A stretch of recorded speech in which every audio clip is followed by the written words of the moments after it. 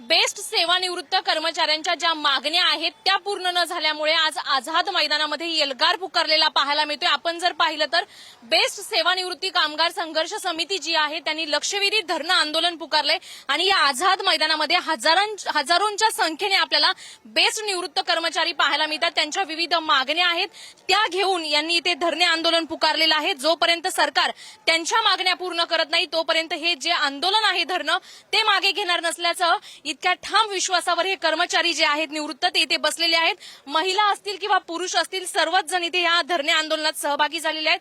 आपल्यासोबत काही महिला आहेत। तुम्ही धरणे आंदोलनामध्ये जे धरणं आंदोलन पुकारले त्यामध्ये सहभागी झालेत, नेमक्या तुमच्या मागण्या काय?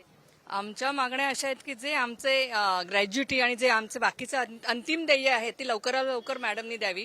कारण बीएसटीला हा फारच तटपुंजा पगार असायचा, त्याच्यात आमच्या मुलांची शिक्षण लग्न वगैरे काही झालेली नाहीयेत। मुलगा म्हणजे पुढचं ग्रॅज्युटी मिळणार ह्या हिशोबानेच आपला इथला कर्मचारी त्या मुलांची स्वप्न पूर्ण करणार असतो, त्याच्यासाठी खर्च केलेला असतो, त्याच्या शिक्षणावर खर्च केलेला असतो। आणि ह्यांनी जर अशा प्रकारे जर आमचे पैसे दिले नाहीत तर आम्ही कसं करणार? आमची घरं लोक बरीच जण क्वार्टर्समध्ये राहतात, त्यांना बाहेर जाऊन नंतर घरं कशी घेणार? आणि आता हे सगळं आसमानात पोहोचलेलं आहे घराचे अंदाज, सोन्याचा भाव रोजच्या रोज बघताय तुम्ही।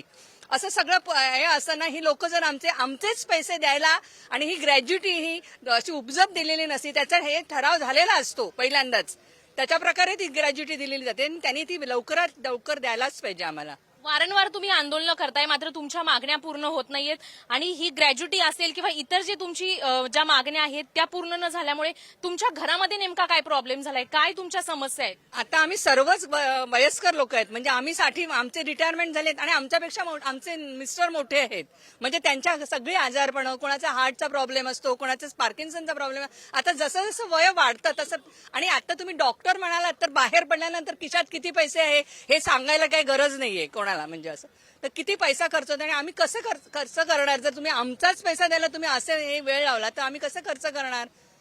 नक्कीच आपण पाहतोय 60 वर्षाच्या पुढील महिला असतील किंवा ज्येष्ठ नागरिक असतील हे देखील या आंदोलनात धरणे आंदोलनात सहभागी झाले। तुमच्या डोळ्यात अश्रू पाहायला मिळतात, नेमक्या काय भावना आहेत? का हे पैसे दिले जात नाही तुम्हाला?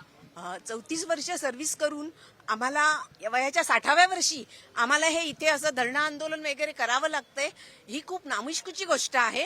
आणि आता कसं आमचं पेन्शन आहे म्हणतात, पण पेन्शन आम्हाला 5,000 रुपये सुद्धा पेन्शन येत नाही। त्यात खरंच कोणाचं चालतं का? मला सांगावं कुणीही की 5,000त आमचं घर चालतंय म्हणून, तर आम्ही सांगू की नाही आमचं हे आंदोलन वगैरे खोटं आहे। पण आम्ही काय करायचं? आम्ही पण भगिनी आहोत ना तुमच्या, म्हणजे मला सरकारला सांगावंसं वाटतंय, आम्ही सुद्धा तुमच्या बहिणी आहोत। आणि माझे हे जे कर्मचारी जे उपाशीपोटी सकाळपासून आलेले आहेत, बदलापूर वगैरे लांबून लांबून आलेले आहेत, त्यांच्या मुली त्यांच्या बायका त्या तुमच्या बहिणी नाही आहेत का? आम्ही सुद्धा तुमच्या बहिणी आहोत, आमच्याकडे तुम्ही बघा आमची अवस्था काय आहे। आणि आम्ही आमचे हक्काचे पैसे मागतोय, ते सुद्धा लाचार होऊन मागतोय, ह्यासारखं दुर्दैव नाहीये। तुमच्या डोळ्यात अश्रू पाहायला मिळते, घरामध्ये खरंच कसं घर चालवता 5,000 रुपयामध्ये? आणि या सरकारला तुमच्या अश्रूंची किंमत कळेल का? कळायला हवी, कारण आज त्यांनी बघितलं एवढी माणसं आम्ही आलेलो आहोत, एकजूट होऊन आलेलो आहोत, ते केवळ आमचे हक्काचे पैसे मिळण्यासाठी। आणि आता आजारपण अचानक सांगून येतात का? अचानक येतात, काय करायचं आम्ही? त्या 5,000मध्ये आम्ही काय करायचं? कसं जायचं पुढे? मुलं बाळं आमची लग्न व्हायच्यात मुलांची, आम्ही त्याला पैसा कुठून आणणार?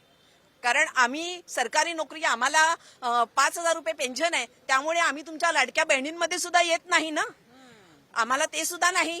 मग म्हणून आम्हाला बहिणी माना आणि यांच्या पैसे घेऊन तरी घर चालेल का 1,500 रुपयामध्ये? अरे पण बहिणी नाही, पण बहिणी मानून आम्हाला नकोयत तुमचे 1,500 रुपये, पण निदान आम्हाला आमच्या सगळ्या कर्मचाऱ्यांच्या बायका मुली आणि आम्हाला बहिणी मानून आमचे पैसे, आमचे स्वतःचे हक्काचे पैसे लवकरात लवकर तुम्ही द्यावे, हीच तुमच्या चरणी विनंती आहे। ताई, ह्या भावना पाहायला मिळतात, अश्रू अनावर होत आहेत। तुम्ही हे आंदोलन पुकारले, आता हे किती दिवस असेल? मागण्या पूर्ण होतील का?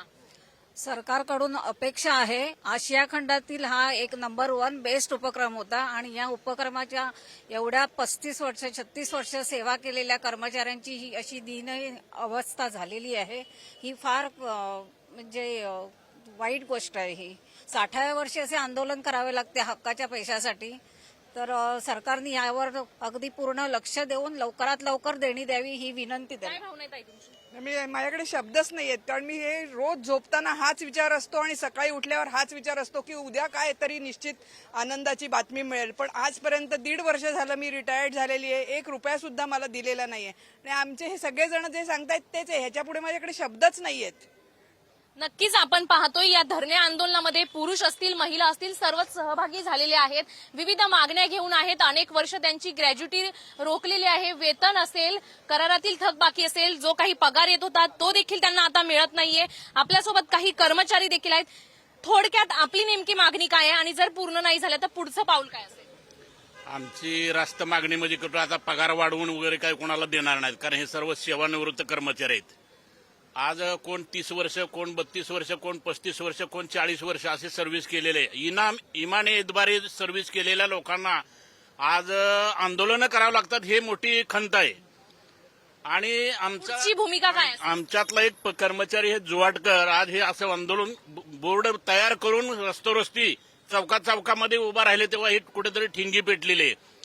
परंतु आमची रास्त मागणी आहे की जे आमचं हक्काचं आहे, ग्रॅज्युटी जे काय वेतन थकबाकी वगैरे आहे किंवा त्या ग्रॅज्युटीवरती जे काय मिळणारं व्याज आहे हे व्याज वगैरे मिळावं. कारण 2-2, 3-3 भूमिका पुढची भूमिका हे आता गेले शिष्टमंडळ आता गेलेलं आहे मॅनेजरकडे, आपलं शिष्टमंडळ.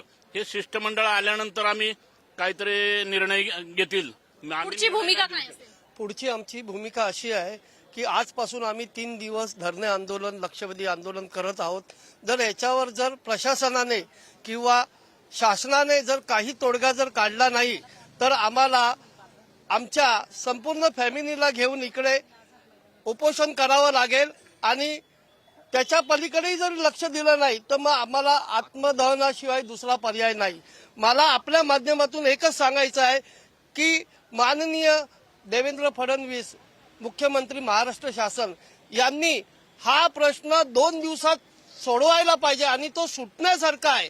कारण त्यांनी हे जर लक्ष दिलं तर आज आम्ही जवळजवळ 4,500 ते 5,000 कर्मचारी आहे, यांचा जो हक्काचा ग्रॅज्युटीचा आणि अंतिम देयकाचा जो पैसा आहे तो त्यांना मिळण्यास सुविधा होईल. नक्कीच आपण पाहतोय हजारांच्या संख्येने इथे आझाद मैदानामध्ये बेस्ट निवृत्त कर्मचारी एकवटलेले आहेत. जोपर्यंत आमच्या मागण्या पूर्ण होत नाही तोपर्यंत हे धरणं आंदोलन असंच सुरू राहील. आणि जर मागण्या पूर्ण नाही झालं तर इथून पुढे आत्मदहनाचा इशारा या बेस्ट निवृत्त कर्मचाऱ्यांनी दिलेला आहे. त्यामुळे या मागण्यांकडे, या बेस्ट कर्मचाऱ्यांच्या ज्या मागण्या आहेत, त्यांच्या ज्या भावना आहेत ते सरकार समजून घेते का, त्या मागण्या पूर्ण होतात का, हे पाहणं महत्वाचं असेल. कॅमेरामॅन कविता गिरीसह शिल्पा नरोडे, पुढारी न्यूज, मुंबई.